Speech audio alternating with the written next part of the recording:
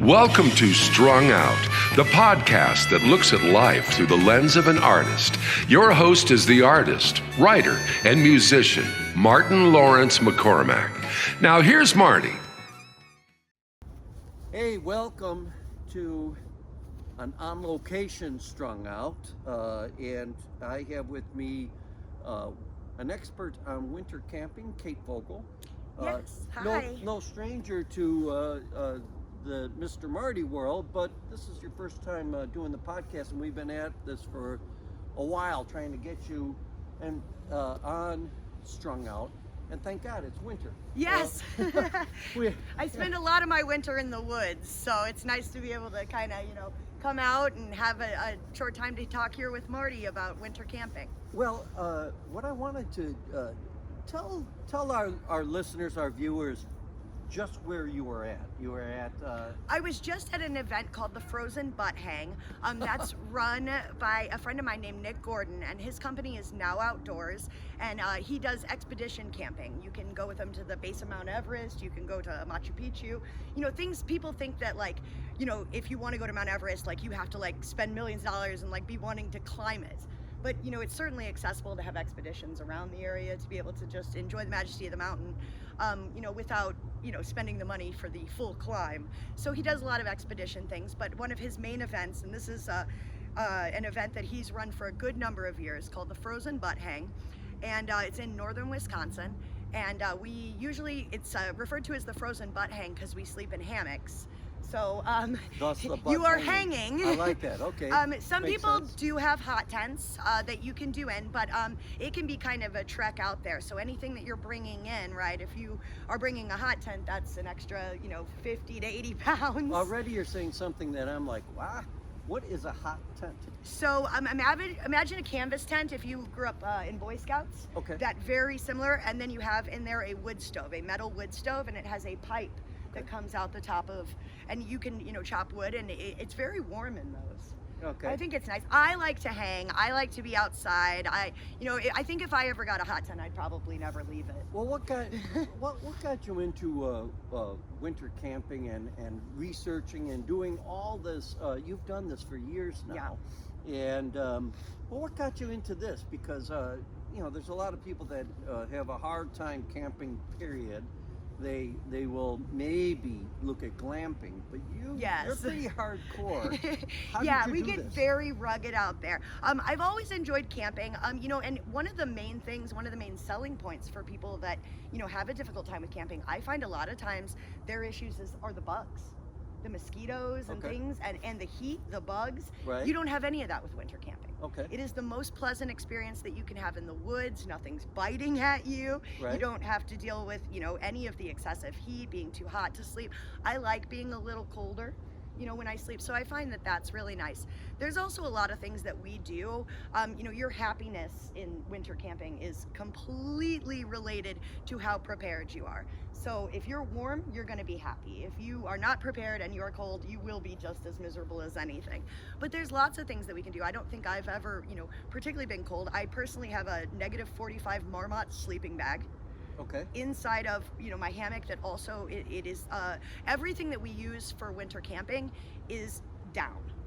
If you are a vegan, or there are synthetic materials, I've never used anything but down, and it is amazing. You don't think of feathers in the same way after they've kept you warm in -degree weather. Isn't it? I think it's very cool that here we are, with all of our synthetic stuff, but you're still going with goose down. Absolutely. To be the insulating fabric for a sleeping bag.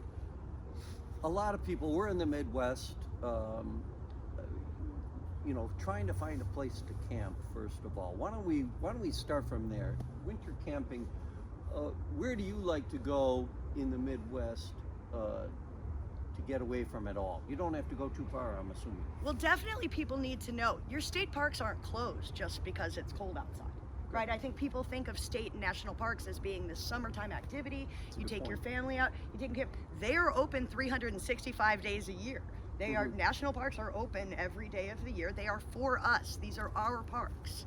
This is what, back in the days of Teddy Roosevelt and John Muir, and they created these things for us. We are supposed to be using them. That's an excellent point.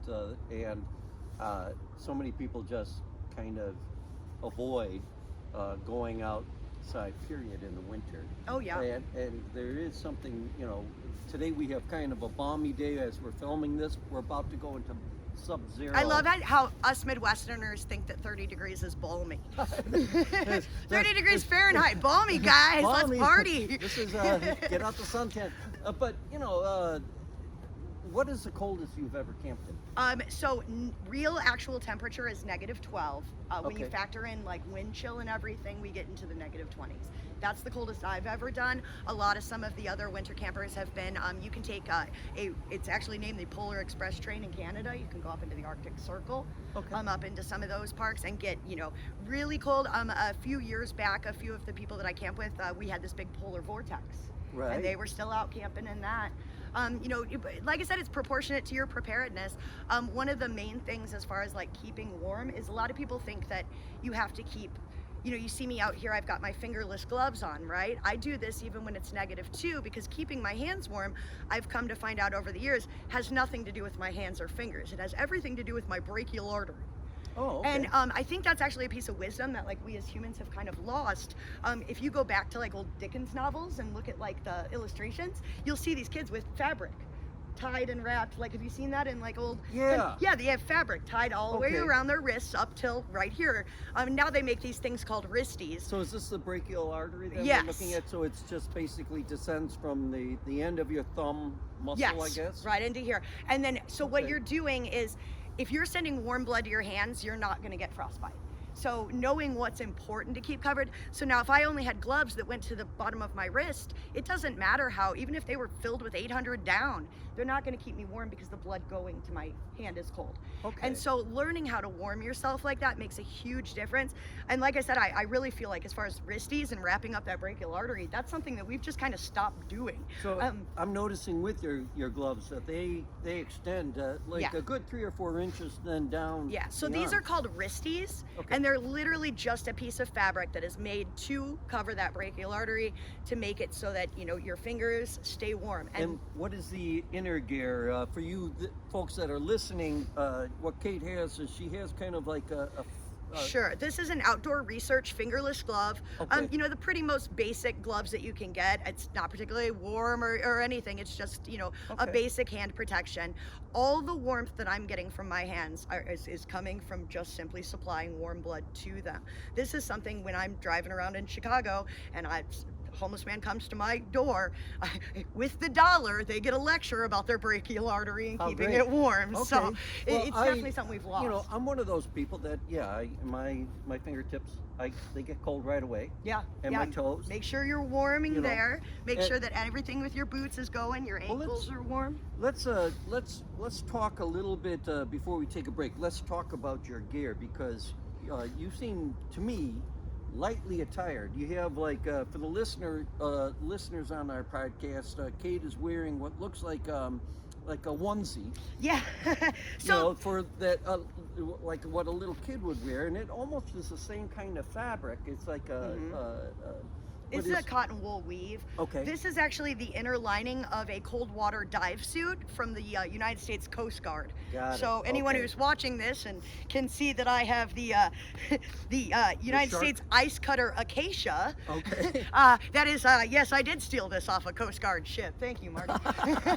All right, full disclosure. Full disclosure. Whatever it it was takes. 20 years ago, man. Come get it. It looks warm. It is, yes. It's really nice. I mean, obviously this isn't going to work if it's -2 outside. I would need some other things. In my car, I also brought. We buy Anorax. So this is a big wool hoodie. Okay. But it's a giant. lady that we buy them from is a lady named Sarah Sims in Alaska, and she makes them all. You send her your measurements, Okay. and it's a full hooded cloak anorak, and it ties up with leather, and it's wool, and it goes all the way to my knees. And this is something, we as humans, we've been out in the cold forever. Wherever we've lived that's been cold, we've had to learn to adapt. And here we are, it's 2025, I am using goose down and wool. Right. The exact same stuff that would have been available to me if I was in, Renaissance England. Right, or earlier. Yeah. I notice your boots are pretty intense. These are very intense boots. This is a full lacrosse, and I think these are thermalites. Okay. And then they also have a wool lining within them. These I do use in -degree weather. Okay. Maybe with some additional wool liners. They're like duck boots in the sense that they have the rubber lining Yeah. on the exterior, the lace, which is interesting. Something I don't like. I don't like lace boots, but that's because I'm lazy. If you did 18 miles on the trail pulling about 120 pounds behind you, you want your boots laced. You want them? I promise you want them Okay. laced. And you why? will blister so Because of bad. the blister- You the- will okay. blister so bad. See, we're learning a lot here on winter camping with Kate Vogel. We're going to take a little break, and we're going to be back with more on how to enjoy the great outdoors, winter camping. You are listening and watching Strung Out. Hello, I'm Polly Chase, here with artwork by Marty McCormack. This is titled Dream. It's an 8x10 pen and ink drawing. Be lovely in an office or child's room, anywhere you need inspiration to let go and see where your dreams can take you. To inquire about pricing and to view other pieces of Marty's artwork, go to martinmccormack.com.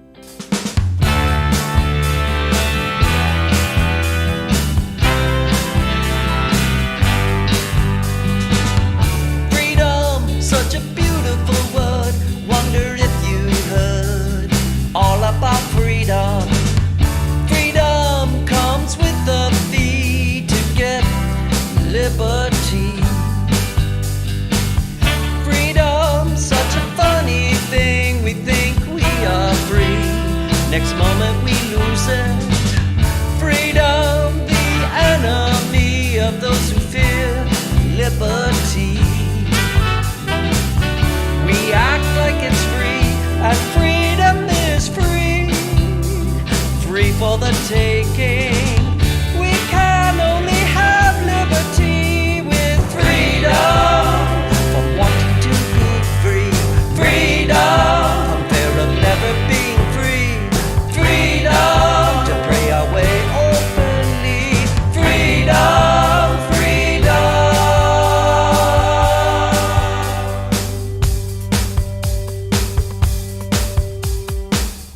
Look around the world today. Have we lost our way? Where is the freedom? Freedom always over that hill if we take it seriously. Freedom, we can disagree, but still agree to live in liberty. Liberty dies in the blink of an eye, and then we are not truly free.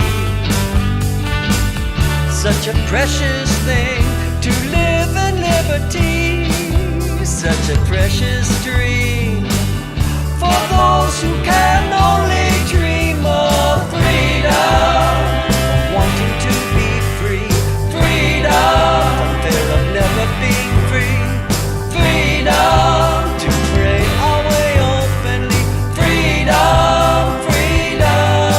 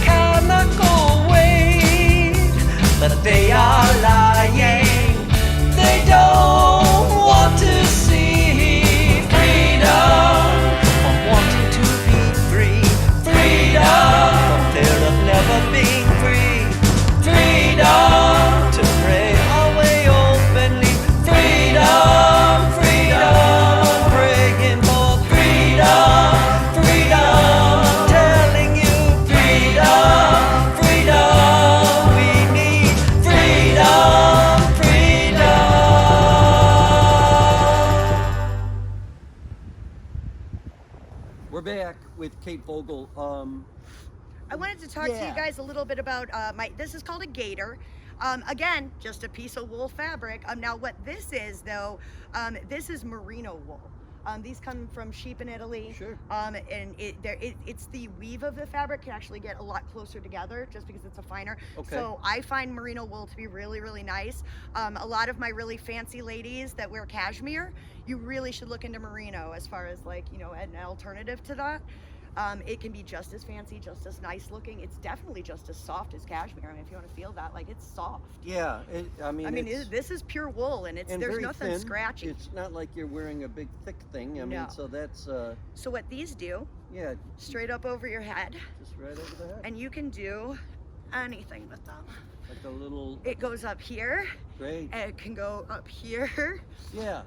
It can completely cover everything, and definitely sometimes when it's like -4 and there's like 30, 40 mile an hour winds, you will definitely see me as nothing but a little circle of my No. face. Now, before we took the break, you were talking about like hauling weight and stuff like that into the woods.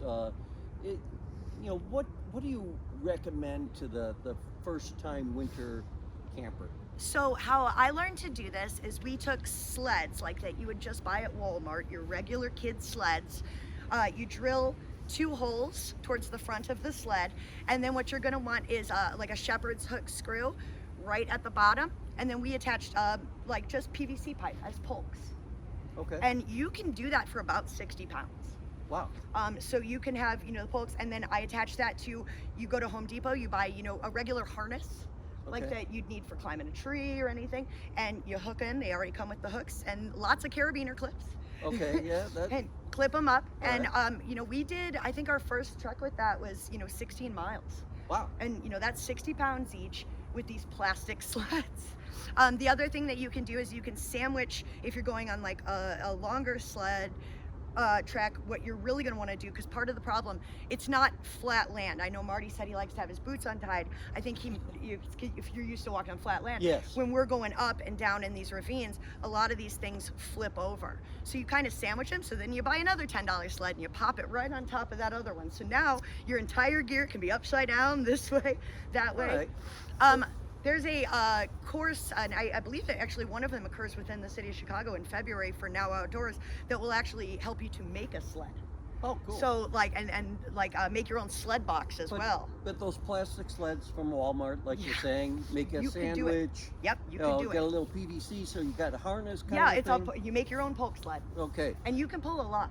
And so what are we pulling? You talked a little bit about a hot tent, a possible stove, but let's go bare bones. I mean, Bare bones, I what do you have in recommend? there my hammock, my Okay. clothes. You also need to bring food. I mean, it's winter time, okay? So any idea that you're gonna be able to like get game or be able to like do anything, Right. it's out the window. Okay. the only people or animals that I've seen getting game out there are coyotes. And okay, That are we you're not talking gonna- like high carbs? Are we talking about stuff to cook? Right. See, Okay. normally when All you're right. backpacking, you want like rehydrated meals. You want the absolute lightest thing that you can have. When Got I it. summer backpack, I'm loading that thing with nothing but, Mountain House, like rehydrating meals that are nice and easy in the summertime, and they're nice and light on my back. Okay. That is not possible in the winter. As you know, Okay. you're from Montana, right? Well, my so you family know. from out west, yeah. Right, but you know that, boiling water, it freezes instantly, Yes, right? right. So I've got an MRE pack. It's -2. I take my boiling water and put it in the MRE. Now all I have is a solid block of ice with no rehydrated food. It's Right. not fun. No. Right. You really want, even though it's a little bit extra weight, one of the biggest recommendations, one of the best meals I've ever had in there, just bring a whole fish. A whole A fish. whole fish. Wrap kind it of up in fish? aluminum Like foil. salmon? We brought salmon, yeah, and just you wrap it up in aluminum foil, chunk off a piece of it with at times an axe, because it can be very cold. Okay. Wrap it up in aluminum foil and chuck it on the fire. But Okay. everything pretty much has to be eaten immediately. If I take that salmon out and place it on a table for a minute, it's So we're frozen. talking very like hands-on kind of Mm-hmm. than eating. I like that idea of a salmon that you can just wrap in tin foil, pull it off the fire. What about stuff like fruits, dried fruit, dried nuts? I mean, what do you have what is a Kate Vogel winter meal? If you're going to come to your camp, What are you going to make us besides salmon in the fire? What do you got? I definitely, I bring soups. So what I'm gonna do is pre-freeze those. I'm gonna make up those soups and then I'm gonna freeze them as flat as I can get them in like Ziploc bags and stack those up. Anything that I can then take that and in my pot of boiling water on my fire, I can add that directly into there and just heat it up. Like you said, nuts and dried fruit are really great as snacks.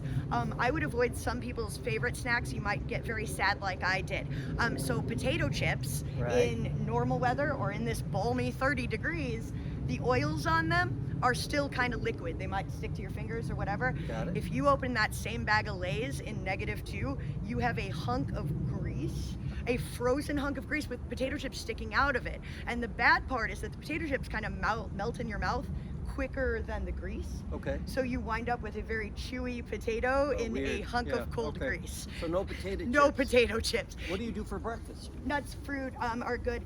Usually for breakfast we bring beef broths, so like powdered beef broth that I can put in Okay. a cup of hot water. All right. And even to that, like if you wanted to like make a soup within that, something like an egg drop soup, Okay. you would be able to do that with like frozen eggs. But Okay. if you bring like the egg yolk cartons, you'll have to slice off a piece of them and then make that into your liquid eggs. I find real eggs work pretty well if you put them in a cooler bag with some hand warmers. You can get them, Okay. and even a frozen egg, it's actually surprisingly easy to get the shell off of. Yeah. And you can Okay. heat that right up into a hard-boiled egg. Oh, how cool is that? Yeah. Okay. Water. What do you bring? So most of the time when I'm winter camping, there's no way that I would go to a place that did not have a natural source of water. Okay. So we have filters, and we're going to be using a Sawyer squeeze drip filter. Hang it from a tree. We're going to filter our water. We're also going to boil it. If I had to do it, that's a lot of weight. Right. To bring in on water. That's one of those things you have to learn. It has to be consumed immediately. So when I go to bed, I will take I'll fill up my bottle of water and then it goes directly into that -45 sleeping bag with me, or I Okay. will have nothing. It freezes very quickly. Before we take another break, I want to, you said hammock, and I have this image of like a pup tent with you trying to have a hammock in there. No. What's going on? Do you camp outside? There's no tent. No tent. You're no, outside. there's no tent. My hammock is hung from one tree to another tree. Okay. And All there's right. no tent. Now I don't we're know where getting he in- got a tent Wait, from. There was no I tent. just had a tent in my mind. I guess a hot tent when you said, now that is possible, Marty. If that's Yeah. something that you would like, I would like the hot tent myself, but you are I am all- just in a hammock. You're in no. a hammock? If I had a hot tent, I'd never leave it. I would live there. I would never go home. Okay, how do you not freeze in a hammock when you're surrounded by cold air? Okay, so like I said, my hammock is completely made of goose down.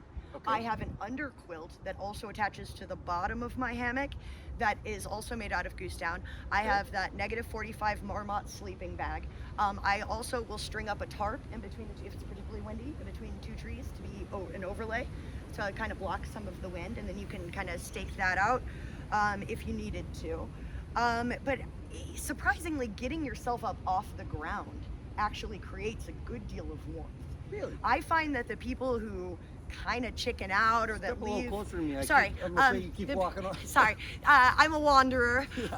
So a lot of the people that have a really rough time, it's because they were in the tent. They were sleeping on the ground. That cold from the ground transfers so easily. So a hammock with a very simple windbreak, Yes. and so it's goose down till about what? Negative what? A negative. Well, you mean my hammock itself? My hammock itself only goes to 0. My Okay. sleeping bag goes to -45. Okay. But you will talk to people that say that if it goes to 0, it doesn't actually matter past that. Really? Yes, Okay. that it But doesn't. that sounds kind of cool. Are you just last question before our break? Are you freaking out when you're in a hammock out in the woods? I mean, how does that translate?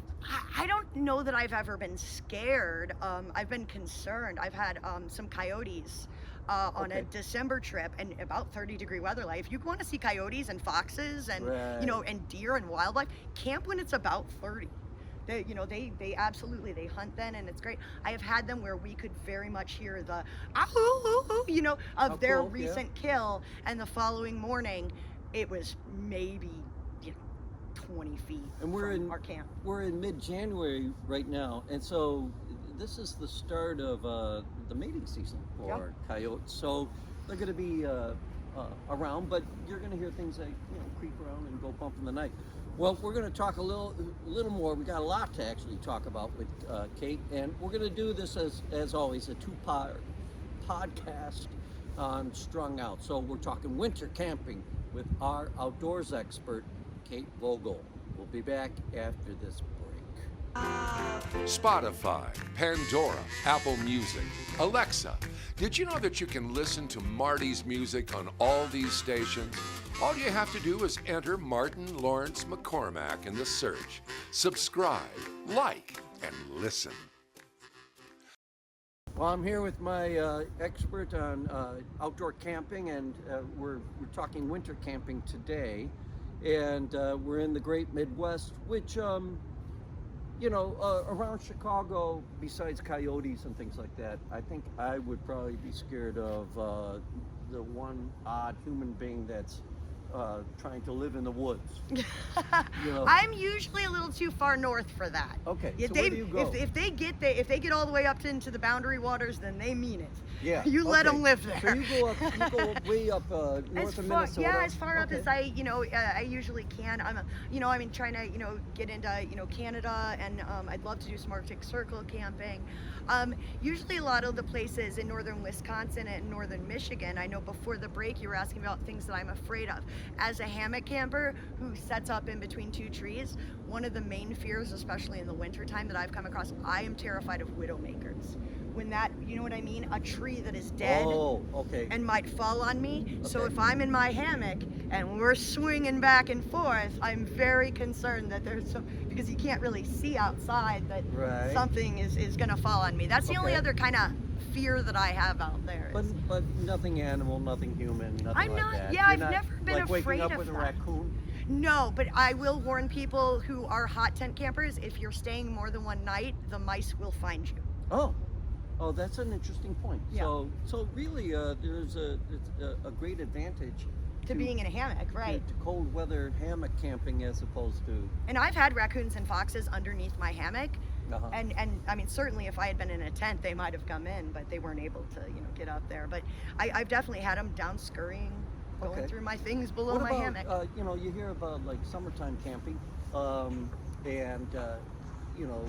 with summertime camping. You have to hang your food. Let's say you're up in the boundary waters where there are bear. Now, this time of year, bear should be hibernating. Right, yeah, they won't bother you too much in the winter. I do still put my food up. I have never personally had that type of an issue. I would say raccoons probably try to get you more than bears. Okay. They're more, human familiar, and they certainly more. They don't have fear. They don't have a fear of us, no. I mean, yeah, raccoons or opossums, I would imagine, would be the critters. Okay. Well, I would say to anybody who's thinking about going out, make sure that you're not doing so alone. If you do, let somebody know where you're going. Of all the people that have ever been missing and found, they all have one thing in common, and that was that somebody was looking for them. So you have to tell somebody where you're going. You have to let people know to look for you when you'll be back, and if you're missing. And just like on cue, here comes that widowmaker. That's right. We're gonna get one. Wind. It's because I said it. Wind blowing through. She was taken out by a large tree. She was taken out by a large tree.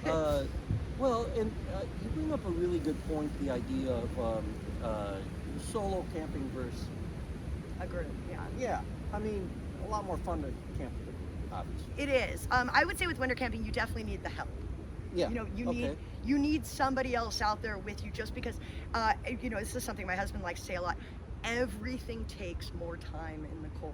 Right. Everything is slower. Something, if you can maybe set up your tent or set up your hammock in the summertime in 45 minutes, it's definitely going to take you 2 hours in the cold. Well, let's wrap up this podcast with this question. You mentioned your husband, who's an outdoors person, and do you bring your kids out on winter camps? So this is good for the whole family. The idea of a family going out there and camping.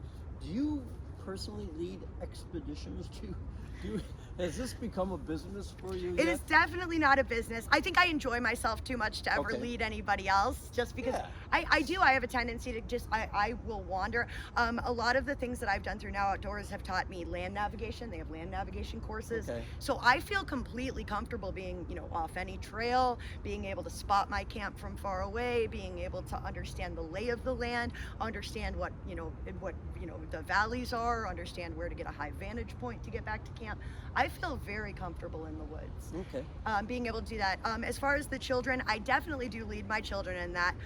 My 10-year-old, she's camped in -2. Okay. So that's, they have to, I would say that they need to be of communicable age to you. They need to be able to tell you, Mom, I'm cold, Mom, this hurts, Mom, this is, Sure. I would want to be able to have some sort of, communication with them, but honestly, they like it just as much. They like being wrapped up, they like being by the fire, and it's not something that we're not meant to do. I mean, this idea that we're not meant to be outside and that Right. we need this that's a very new idea to humans. Right. This idea of homes and suburbs, and it's a relatively new idea. Right. I'm built to be outside. Something that happens to me, I know when we're out there for a good number of days, especially if I go into a lake or a river, if I do a polar plunge or get myself wet in that time, my body actually will kind of go into this set.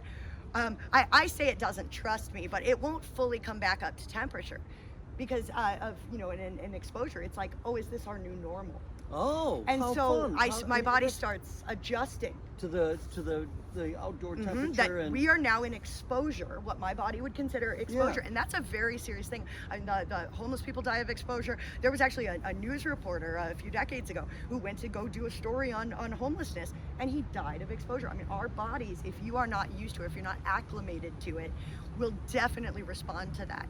But if you slowly acclimate yourself to that, you can enjoy nature 365 days a year. so don't go running In -2 in your shorts. Yeah, out camping right away. I mean, try to get your body. You're Acclimated. recommending like do some hikes, do some stuff to get acclimated to the environment. We started out fully in our backyard. Okay. We have we created a metal rig that hangs a hammock, and we started in our backyard in the -degree weather, so that if anything was wrong, we could come in. Great. Well, we're going to leave it at that for this podcast. We're going to be following up with our next podcast where we get into some of the more interesting things like hygiene on the winter camp out. But this is, once again, I want to thank our expert, Kate Vogel. She's been on the Mr. Marty Show. In fact, I believe it was a year ago that we had some film of you doing a polar plunge. Yeah, I took a camera down with me this year, so that'll be up on the Mr. Marty Show soon. I cannot wait to see that footage. It freaked me out when I saw her do it because that was in a pond, right? That was. It's a lake, yeah. Yeah, it was a lake. Okay, so no real currents to speak of. I hope not. Yeah. Yeah. Okay. You see those horrible YouTube videos where the person jumped in and they never come out. But Yeah. she's here, so we're good. And we'll be back with more next week on winter camping. And thanks for watching or listening, and we'll catch you next week. Bye-bye. Bye. Thank you for listening. For more information about this show or a transcript, visit martinmccormack.com. While there, sign up for our newsletter. See you next time on Strung Out.